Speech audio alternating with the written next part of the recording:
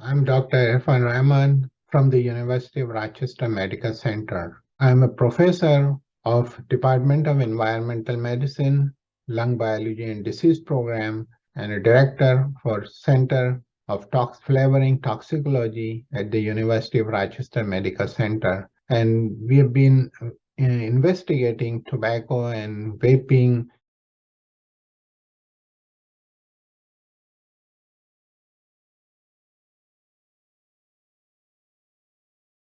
So recognize that vaping is prevalent in our society today. There are many forms of vaping which have increased in recent years, including wellness, vitamins, CBD, THC, and so on and so forth, which people may be led to believe is beneficial.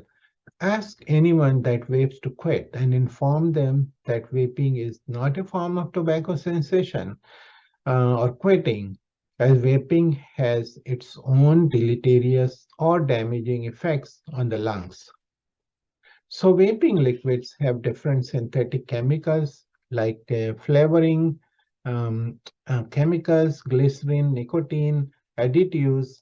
Of course, it's the most important to encourage them to user to find cessation program and quit by. You can also ask them questions like, for example, why you are vaping? What is one reason to quit using it or vaping?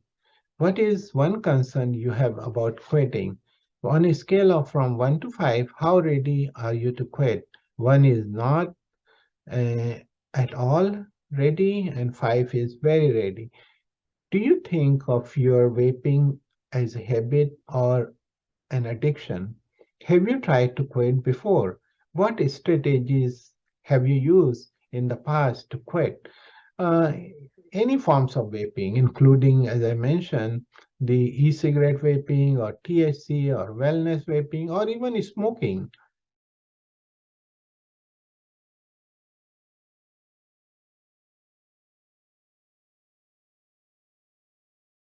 What is e-cigarette? E-cigarette, e-liquid, and aerosol constituent consist of nicotine, which is we know as addictive.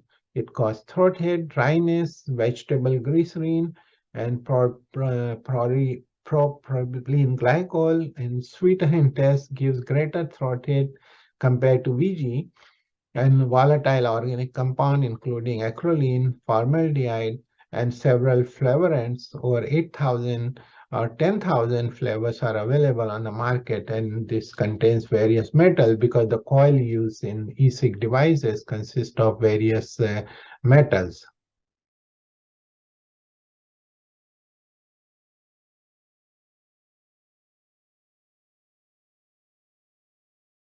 If your patient is trying to get healthier by vaping wellness, rather than vaping those fruity flavors and inhalants or vitamins, explain that talking vitamins orally is far better option than vaping. Why taking vitamin orally is better? Because if you inhale these vapors or the wellness or the vitamin, you get thousands of damaging free radicals, oxidizing agent, or bleaching agents into the lung, including metals. And once it gets into the lung, it causes inflammation. And these inflammation can have a repercussion in the pathogenesis of lung cancer, COPD, and cardiovascular diseases. So what happens to a person's lung when they vape or smoke? This is very important. It gets into the lung, it causes inflammation, it causes various injurious response. If you quit smoking or initiate vaping, then you are asking for more trouble with synthetic chemicals, which are even more destructive, deleterious, and harmful.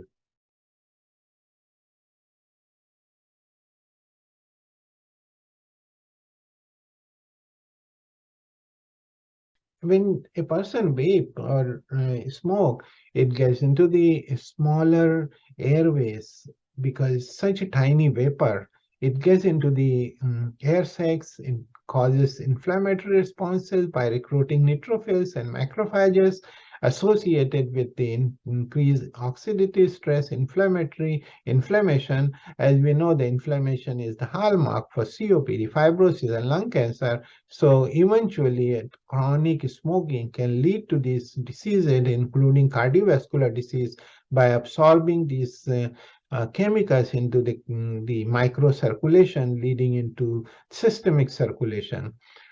So wellness vaping are the flavors. These are for performance vaping, for energy, for sleep, for anxiety, and some of them have vitamins. Actually, vitamin B12, which is cyanocobalamin, as you see on the right hand, is a very complex vitamin. It has many chemical groups, and once it gets into the lung, actually it causes more deleterious effect than the harm than the beneficial effects. So hence these forms of vaping is equally deleterious compared to the regular vaping. um, CBD THC, there's another form of vaping currently is emerging, and this uses CBD or THC. CBD is cannabidiol, tetrahydrocannabidiol, and this has vegetable glycerin, polypropylene glycol, nicotine, and flavoring, same as the e-cigarette actually. So this can be derived by different chemical constituents from the hemp plant, and this fill in the cartridges and get into the lung. And these do have flavoring chemicals, because flavoring chemicals can subside the bad effects of the harmful or the irritability of nicotine and PGVG, and hence they are used as to smoothen the effect, which is not the case actually. It's even more dangerous or causing more harmful effects than the menthol or the nicotine. And we have in the University of Rochester, by my colleagues, when they see patient, they have um, seen the patient bringing these cartridges consist of various e-cigs, various THC containing compound, and we have published a couple of papers in pediatric pulmonology and European respiratory research. And mainly these patients have brought fruity flavors containing THC vapes, and these are not only psychoactive, they are causing acute lung injury, leading to bilateral consolidation, and then you have the typical ground glass opacities in the lung and leading to pneumonia, and of course infection that leads to acute adult ARDS-like response, acute lung injury.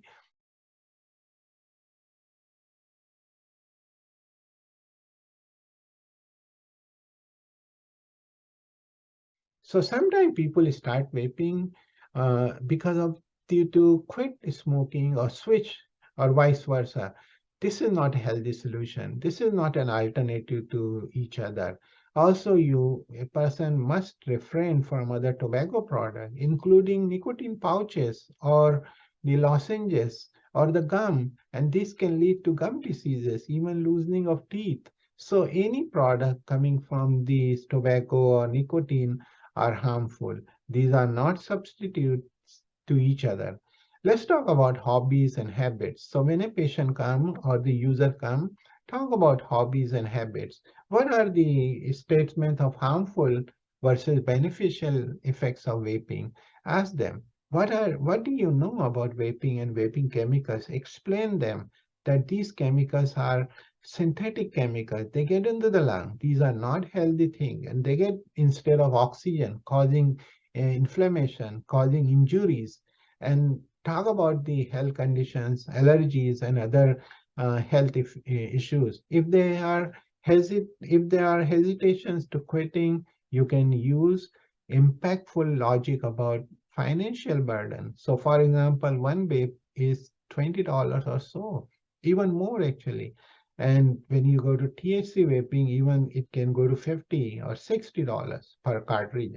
Long-term addiction can be gateway to other forms of vaping, including marijuana, as we have seen that patient coming and vaping marijuana and THC can lead to the EVALI, acute lung injury, and they have a chronic multiple side effects, and even for a long period of time they have problems. And even marijuana can be adulterated with many other chemicals, and this can even be more addictive and toxic. Asking for family and friend support in their mission of quitting vaping in any forms of vaping. So these are the important considerations to be taken when a person or user come asking for quitting vaping or smoking.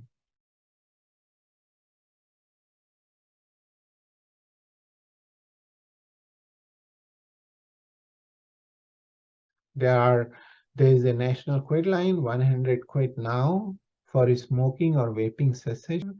Community outlets and healthcare practitioner can work with you for healthy, clean breathing and quitting completely cesses quitting vaping and smoking.